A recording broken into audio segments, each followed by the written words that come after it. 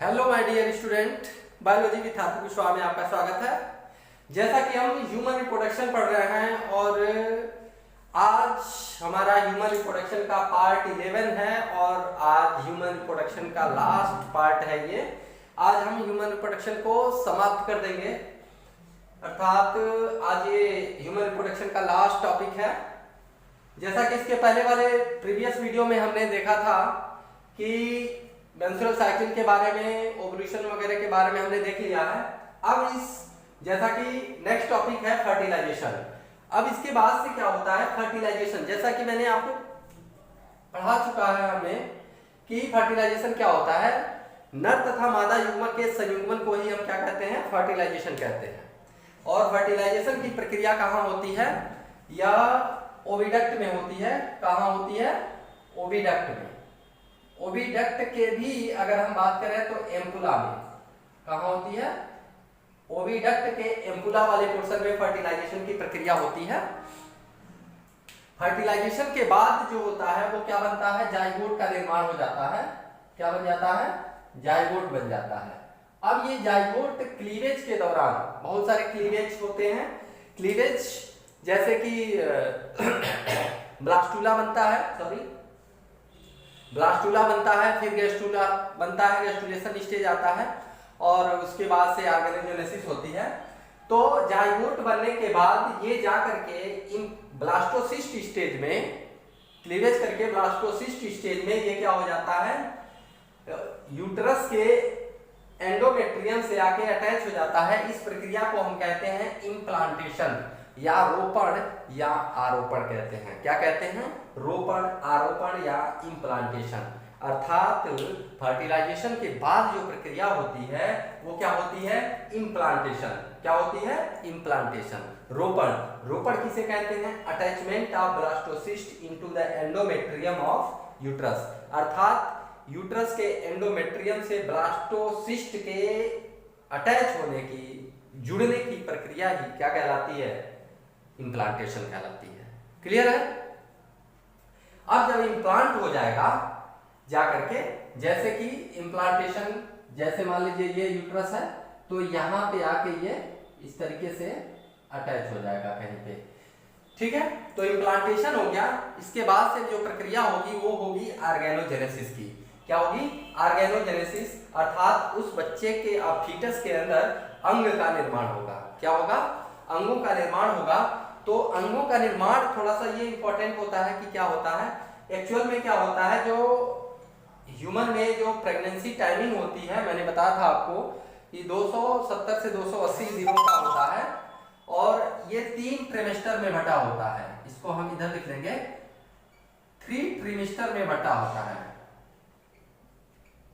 Pregnancy. First trimester जो होता है, फर्स्ट ट्रिमेस्टर जो होता है 1 to 3 मंथ का होता है। ठीक, सेकेंड ट्रिमेस्टर जो होता है वो 3 to 6 मंथ का होता है और जो थर्ड ट्रिमेस्टर होता है वो आपका 6 to 9 मंथ का होता है। ठीक है तो इस तरीके से 3 ट्रिमेस्टर में बटा होता है। और इसमें क्या होता है, अब जब ऑर्गेनोजेनेसिस होगा तो at the end of first month, अर्थात 4 सप्ताह, फर्स्ट मंथ कह सकते हैं या 4 सप्ताह के बाद जो होता है वो सबसे पहले फीटस में हार्ट का डेवलपमेंट हो जाता है, अर्थात तो उसका हृदय बन जाता है। ठीक है, अब at the end of second month, pregnancy के दूसरे मंथ में, अर्थात 8 सप्ताह के बाद उसमें लिम्ब और डिजिट, उंगलियां, हाथ पैर और उसकी उंगलियां बनना शुरू हो जाती हैं, अर्थात बन जाती हैं। At the end of third month, अर्थात तीसरे मंथ के अंत में या फर्स्ट ट्रिमेस्टर के अंत में, थर्ड मंथ के अंत में या फर्स्ट ट्रिमेस्टर के अंत में क्या होता है, एक्सटर्नल जेनिटेलिया का निर्माण हो जाता है, अर्थात बाह्य जननांग बन जाते हैं। जननांग क्या बन जाते हैं, बाह्य जननांगों का निर्माण हो जाता है। अर्थात अब पता चल जाता है कि ये गर्भ में पल रहा बच्चा मेल है या फीमेल।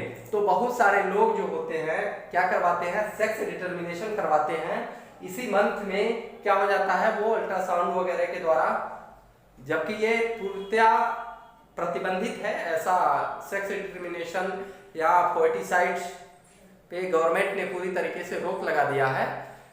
ठीक है, ये नहीं करवाना चाहिए, ना तो कोई करता है। यद्यपि कि इस एज में क्या होता है, यदि फर्स्ट ट्रिमेस्टर में क्या हो जाता है, उसके जननांग विकसित हो जाते हैं, उस समय हम जान सकते हैं कि गर्भ में पल रहा शिशु नर है या मादा। क्लियर है।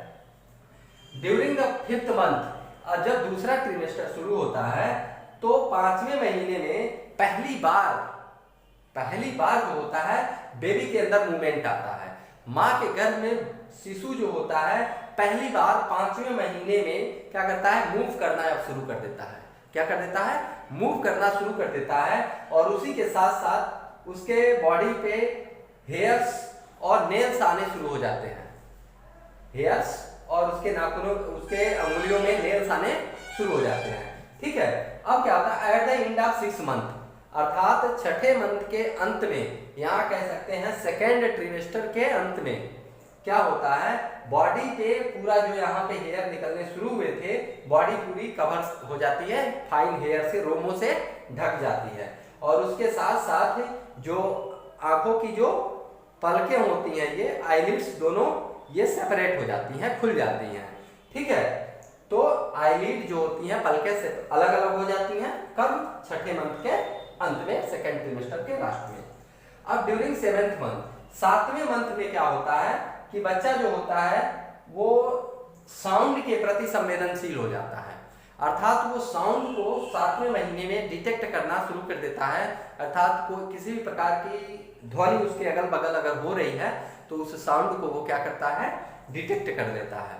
और अब इस स्टेज तक आते आते लगभग सारे ऑर्गन बन चुके रहते हैं। अब 6ठे मंथ के बाद से बच्चे के अंदर तेजी से ग्रोथ होता है और इसकी बॉडी फुल्ली डेवलप हो जाती है। और 9 मंथ तक, यानी कि जैसे ही 9 मंथ आता है,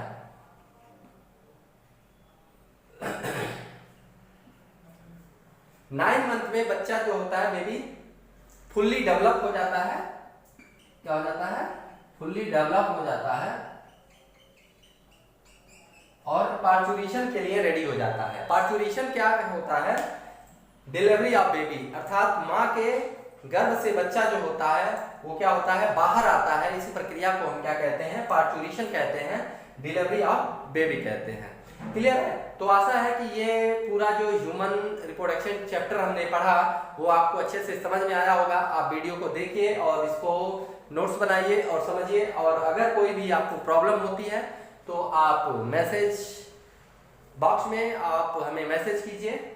और कैसा लगा ये वीडियो, आज हमारा ये रिप्रोडक्शन का लास्ट टॉपिक था। आशा है ये वीडियो आपको पसंद आएगा। और अब नेक्स्ट टॉपिक हम इसका नेक्स्ट चैप्टर देखेंगे कल। तो